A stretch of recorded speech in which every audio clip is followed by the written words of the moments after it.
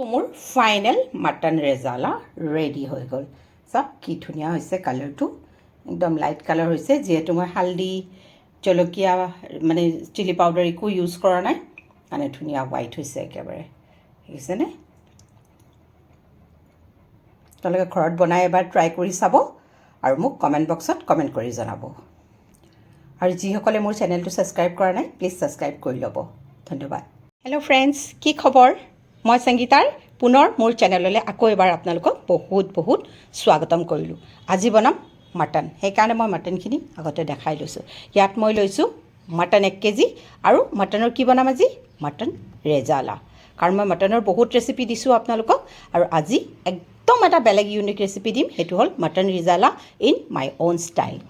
তাৰ কাৰণে লাগিব এয়া চাওক, মই কাজু কেইটামান লাগিব, অলপ মগজ লাগিব, আৰু এয়া বগা তিল আৰু কেঁচা জলকীয়া কেইটামান, আদা নহৰু অলপ, আৰু অলপ পিঁয়াজ এনেকৈ ডাঙৰকৈ মই কাটি লৈছোঁ, আৰু এটা পিঁয়াজ মই গোটাকৈ লৈছোঁ।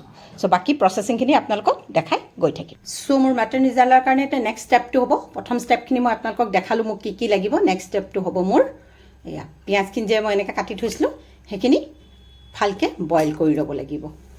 বুজিছেনে? এইখিনি পিঁয়াজ ভালকৈ বইল কৰি ল'ব লাগিব।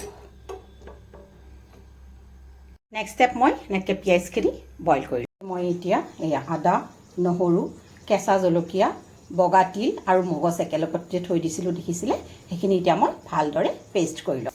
তো পিঁয়াজ চব দি এতিয়া গ্ৰাইণ্ড কৰি ল'ম ভালকৈ। চ' ফাইনেলি এনেকুৱা মই পেষ্টখিনি ভালকৈ কৰি ল'লোঁ, আৰু পিঁয়াজৰ পানীখিনিও পেলাই দিয়া নাই। এতিয়া পেষ্টখিনি ইয়াত দি লগতে মই অলপ দৈ ব্যৱহাৰ কৰিম। এয়া চব মোৰ হোৱাইট গ্ৰেভি কি ধুনীয়াকৈ পেষ্ট হৈ গ'ল, আৰু লগতে মই এনেকুৱা পিঁয়াজখিনি যে বইল কৰিছিলোঁ তাৰো পানীটো মই পেলাই দিয়া নাই। আৰু এটা লাষ্ট মোৰ লাগিব দৈ। এয়া চাওক মই এনেকুৱা দৈ লৈছোঁ, কিমান পৰিমাণ লাগিব মই দেখাই আছোঁ আপোনালোকক। যিহেতু মোৰ 1 কেজি মাটন আছিলে, তাৰ কাৰণে অলপ মোক পেষ্টটো বেছিয়ে লগা হৈছে, আৰু এনেকৈ মই 2 চামুচ 3 চামুচ আৰু 4 চামুচ দৈ ব্যৱহাৰ কৰিম। এইখিনি মই ভালকৈ মেৰিনেশ্যন কৰি হাতত যদি সময় থাকে 2 ঘণ্টামান থ'ব, আৰু যদি সময় নাই আধা ঘণ্টা বা 45 মিনিট থ'লেও হৈ যাব।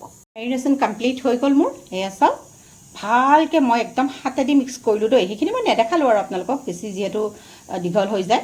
আৰু এইখিনি মই এতিয়া হাফ এন আৱাৰৰ কাৰণে ফ্ৰিজাৰ কৰি থৈ দিম। চ' এইখিনি মই 3-4 ঘণ্টামান মেৰিনেশ্যনত ৰাখিছিলোঁ। চ' এতিয়া এনেকৈ এয়া দেখিছেনে কেনেকুৱা হোৱাইট হৈ আছে, খুব ধুনীয়া হৈ আছে। এতিয়া মই এখন কুকাৰ বহাই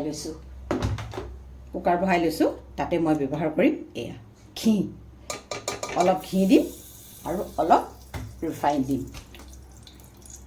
চ' ফাইনেলি মই ডাঙৰ চামুচ এখনেৰে এনেকৈ ঘি 2 চামুচ ল'লোঁ, আৰু তাতে অলপ মই এতিয়া ৰিফাইনো ব্যৱহাৰ কৰিম।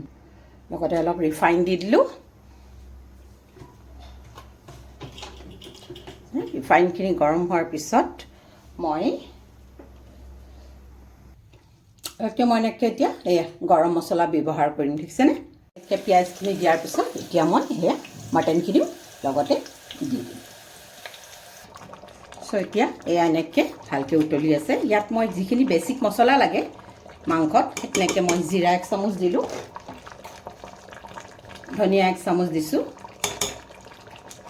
খুব বেছি মছলা নালাগে, যিহেতু আমি মছলা পেষ্ট কৰি দিছোঁৱেই। খালি ইয়াত মই ব্যৱহাৰ নকৰোঁ, আৰু একদম জালুকৰ গুড়ি একদম কম দিব, নহ'লে ক'লা হৈ যাব। যিহেতু এইটো হোৱাইট গ্ৰেভি হয়, এইটো হোৱাইটৰ পৰা গৈ ব্লেক হৈ যাব। এতিয়া বেছিক মছলাখিনি দি ইয়াতে মই নিমখ সোৱাদ অনুসৰি দি এতিয়া এইখিনি অলপ সময় ধৰক 20 মিনিটমান মই ভাজি ল'ম। ভাজি লোৱাৰ পিছত আকৌ দেখাই এয়া বেছিক মছলা দি দিলোঁ, জিৰা দি দিলোঁ, জিৰা পাউডাৰ, ধনিয়া পাউডাৰ, ব্লেক পেপাৰ পাউডাৰ আৰু সোৱাদ অনুসৰি নিমখ। 10 মিনিট হৈ গ'ল অলৰেডি বনাই থকা। চাওকচোন কালাৰ আহিছে, আৰু লাহে লাহে ৰেজালৰ কালাৰটো আহিব। আৰু 10 মিনিট মই ভালকৈ ভুনি ল'ম, মানে ভালকৈ মই ভাজি ল'ম। ৰেজালা অলৰেডি 20 মিনিট হৈ গ'ল। এতিয়া মই ইয়াত দিম এয়া চাওক, মই পানীখিনি থৈ দিছিলোঁ পিঁয়াজটো বইল কৰা। চ' পিঁয়াজ বইল কৰা পানীটো ইয়াত দি দিম। খুব বেছি পানী নিদিওঁ, মিনিমাম 1 কাপ আৰু অলপ। এইখিনি ইয়াত মই 3টা চিটি অহাকৈ বা 4টা চিটি অহাকৈ মই থৈ দিম। তাৰপিছত আপোনালোকক ফাইনেল মই দেখাম। ফাইনেলি মোৰ ৰিজালা কমপ্লিট হৈয়ে গ'ল মই এতিয়া খালি গৰম মছলা দি কিনে এইখিনি পৰিৱেশন কৰিম মোৰ মাটন ৰিজালা ৰেডি হৈ গ'ল খাবৰ কাৰণে এয়া চাওক এবাৰ আপোনালোকে ঘৰত বনাই ট্ৰাই কৰি চাব